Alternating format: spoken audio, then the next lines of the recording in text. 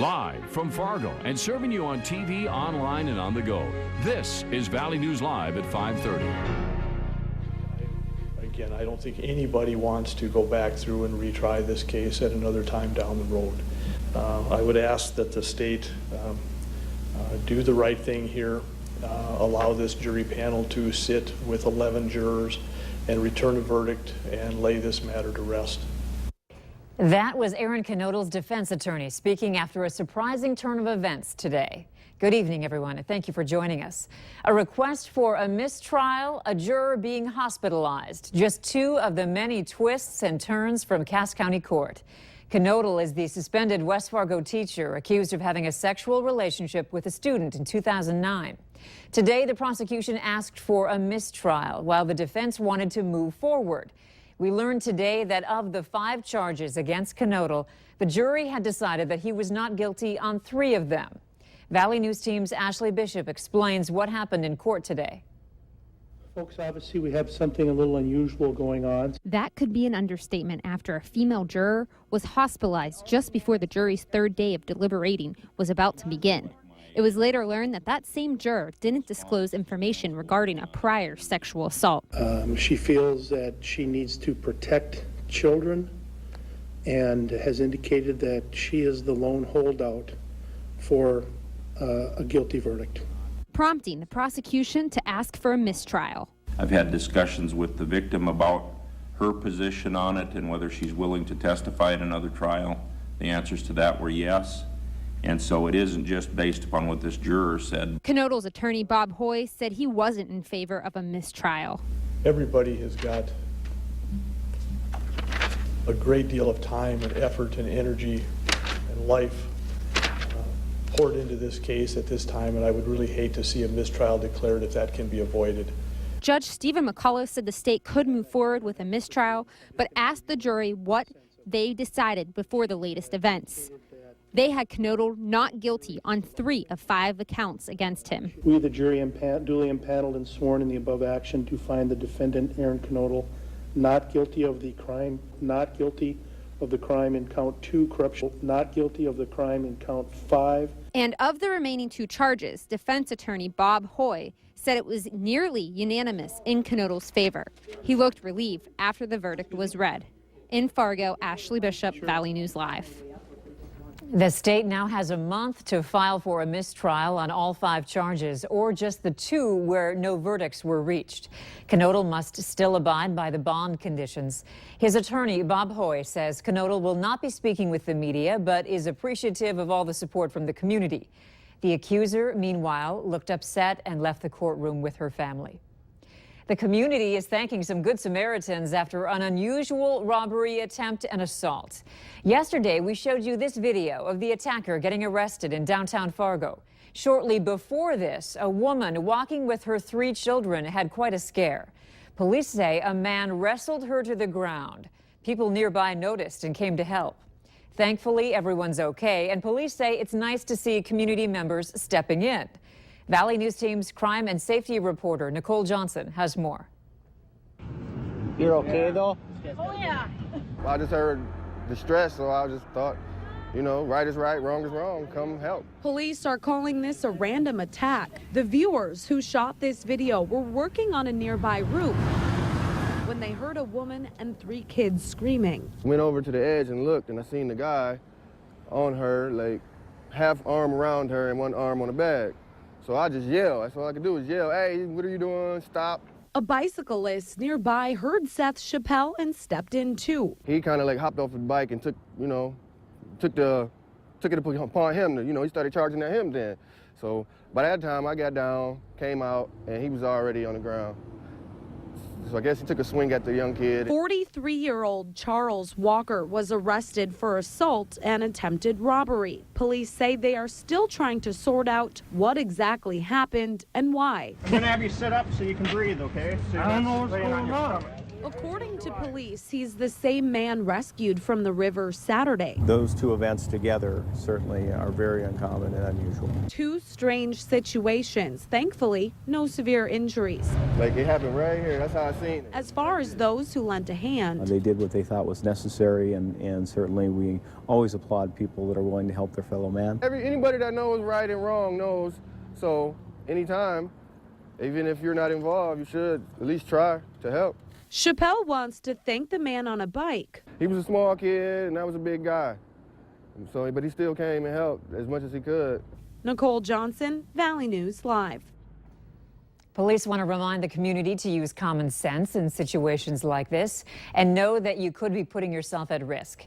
After this incident happened, we were contacted by viewers about finding those good Samaritans. And if you have a story for our investigative team, call our whistleblower hotline at 701-237-6576 and leave your tip. We'll get on the case. Emergency crews are investigating a Moorhead apartment fire that happened this afternoon.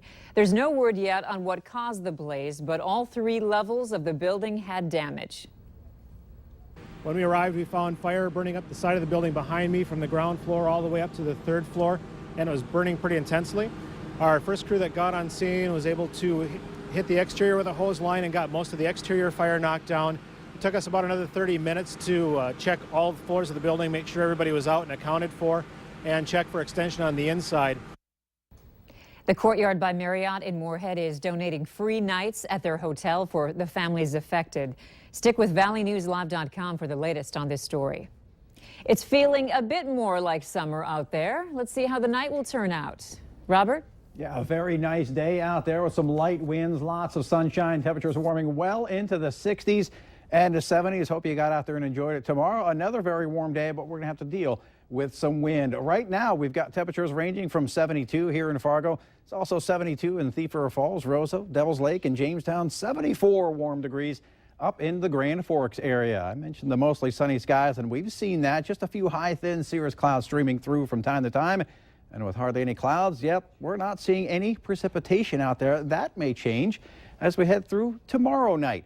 As we head through the next several hours here in the Fargo area, as we head through the evening hours, winds will remain light. Temperatures will drop on off once we lose the heating of the sun down into the lower 60s by the 9 o'clock hour. Tonight, a very nice night out there with light winds. Again, those winds will pick up tomorrow. That will increase the fire danger, but we're also going to see increasing rain chances. We'll talk about all that coming up in just a few minutes. All right. Thank you so much, Robert. We have new information on the injured construction worker from yesterday's accident in West Fargo. A family member tells us that 25-year-old Chad Miller is at the Hennepin County Medical Center. Doctors are waiting for swelling to go down in hopes of performing surgery on Miller's injured leg.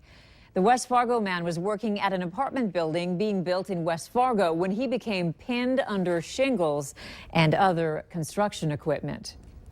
The U.S. Department of Justice is seeking criminal charges against floor manufacturer Lumber Liquidators. The charges stem from an investigation into some of their imported products that come from China. According to the report, Lumber Liquidators laminate from China contains high levels of formaldehyde. The company says it follows all regulations. Today, Lumber Liquidators acknowledged the suit and announced it in its quarterly report to investigators. From burgers to omelets to pies, every Wednesday we'll be traveling around the valley to find small towns with big flavors. This morning, the Valley Today's Christy Larson took a trip to Rothsay, Minnesota to visit the Rothsay Cafe. It's located just off I-94 and open 24/7. Rothsay is known for its customer service and many homemade items like cake, donuts, and mashed potatoes and gravy. The people in, and we found out from the truckers to everybody else, because we do a lot of fueling here with the truckers, and if we have the homemade, they're coming back. You can watch the Valley Today next Wednesday morning from 5 to 7 to see another small town that has big flavor. The 2015 paddlefish season opens on Friday, and many from our region will migrate to northwestern North Dakota to try to land one of these big prehistoric fish. And they're huge. The state record for a paddlefish is 130 pounds. Their normal size is around 80 to 100. Since these water giants aren't your average fish, it creates a unique experience for snaggers. If you're planning on joining the action, you'll need a fishing license and a tag. For residents, tags can be purchased for $10. Non-residents will be charged $25.50. Turning to the Minnesota side, 500,000 people are expected to hit area lakes for the Minnesota Fishing Opener a week from Saturday. Behind the scenes, citizen groups have been working with the DNR to make sure there's a fishery for future generations. One of the biggest concerns is that the walleye population in their lake is getting smaller in size and numbers. It prompted the DNR to stock twice as many fingerlings in many lakes. The final results of that effort aren't in yet. What we've seen is real mixed results. Some lakes have responded well to doubling the fingerling stocking rate, and others have gone the opposite direction. If you're interested in becoming part of a citizen group with the DNR, we have the information for you online. Go to valleynewslive.com and click on this story. Still ahead tonight, a look at the dangers that kids can face when they're simply trying to get to school. Today we've seen some light winds and lots of sunshine, but as we head through tomorrow, we're going to see increasing winds, increasing clouds, and increasing rain chances. We'll detail all that coming up right after this.